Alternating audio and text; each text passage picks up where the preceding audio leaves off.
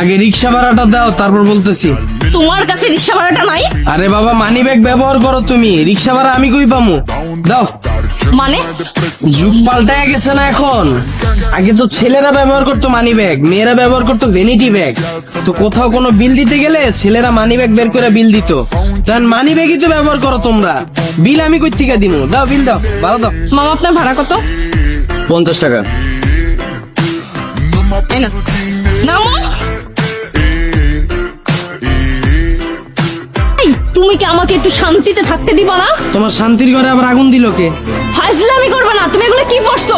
তুমি কি ইদানিং চোখে কম দেখো? চোখের জ্যোতি কমে গেছে? 3 পিস পরছি, দেখো না? আমার না চোখের জ্যোতি ঠিকই আছে, আমি ভালো করেই দেখতেছি তুমি 3 পিস পরে আসছো। কিন্তু আমাকে এইটা বলো, তোমাকে 3 পিস পরে আসতে বলছে নাকি? তোমার যে প্যান্ট শার্ট পরে আসতে বলছে, সেই আমারে বলছে 3 পিস পরে আসতে। আমার রাগ উঠাবা না। ও, একদিন আমি 3 পিস পরে আসছি, এইতেই তোমার রাগ উঠে গেছে গা। আর সব সময় যে তুমি প্যান্ট শার্ট পরো, তাতে আমার খুব ভালো লাগে, তাই না?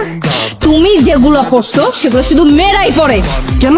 3 পিসের কোথাও কি লেখা আছে নাকি যে এটা শুধু মেয়েদের জন্য, ছেলেরা পড়তে পারবে না? এই যে রাস্তা দিয়ে আসছো, কয়টা ছেলেকে দেখছো এরকম 3 পিস পরতে? কিন্তু মেয়েরা শার্ট প্যান্টও পরে, মেয়েরা 3 পিসও পরে। আহা, তোমরা তো প্রথমে 3 পিসই পড়তা। তোমাদের মধ্যেই তো কেউ না কেউ শুরু করছে প্যান্ট শার্ট পরা, এরপরেই তো তোমরা সবাই পড়া শুরু করছো। তো ছেলেদের পক্ষ থেকে না হয় আমি শুরু করলাম।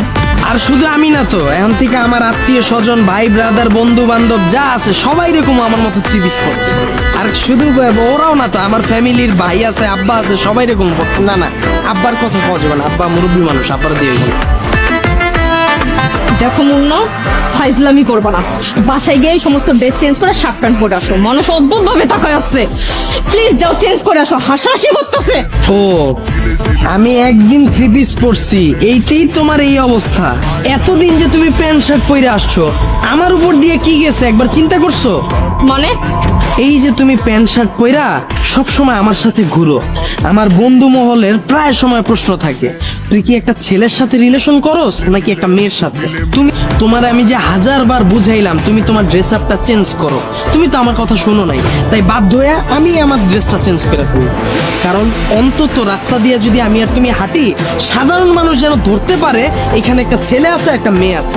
তুমি বলতে পারবা কেন আমার পরিবারের সাথে তোমাকে আমি এখনো পরিচয় করায় দিইনি? কারণ ওই পরিবেশ আর পরিস্থিতি তুমি রাখো নাই। কানের দুল, গলার মালা,